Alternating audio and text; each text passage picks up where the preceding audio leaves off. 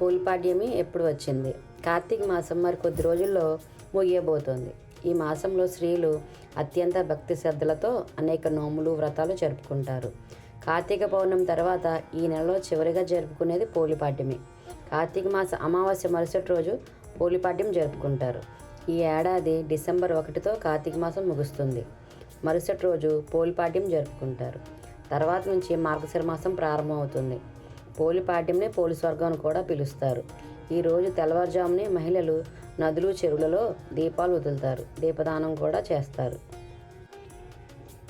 చివరి రోజున శివాలయానికి వెళ్ళి శివునికి అభిషేకాలు, పూజలు చేస్తారు. ఈ నెలంతా దీపాలు వెలిగిస్తారు. అలాగే పోలిపాడ్యమి రోజున 30 ఒత్తులతో దీపాలు వెలిగించడం ప్రత్యేకతగా సంతరించుకుంటుంది.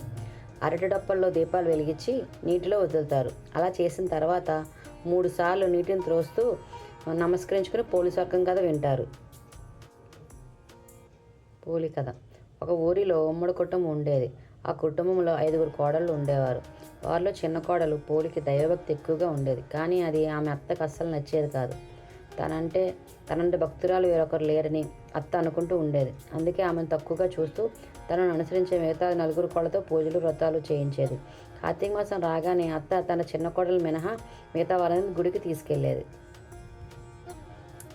చిన్న కోడలు దీపం వెలిగించిన అవకాశం లేకుండా ఇంట్లో ఏ పూజా సామాగ్రి ఉండనిచ్చేది కాదు.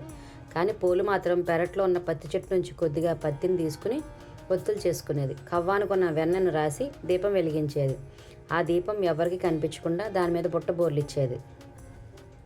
ఇలా కార్తీక మాసం అంతా చేసింది. మాసంలో చివరి అమావాస్య రోజు అత్త తన కోడలతో గుడికి వెళ్తూ పోలికి తీరిక లేకుండా చేయాలని చెప్పి ఇంట్లో పనులన్నీ చెప్పి వెళ్ళింది. కానీ పోలు మాత్రం పనులు పూర్తి చేసుకుని దీపం వెలిగించింది. ఎన్ని అవాంతరాలు వచ్చినా పోలి మాత్రం తన భక్తిని విడిచిపెట్టలేదు. ఆమె భక్తికి మెచ్చిన దేవతలు ప్రాణాలతో ఉండగానే పోలిని స్వర్గానికి పుష్పక విమానంలో తీసుకెళ్లేందుకు వచ్చారు.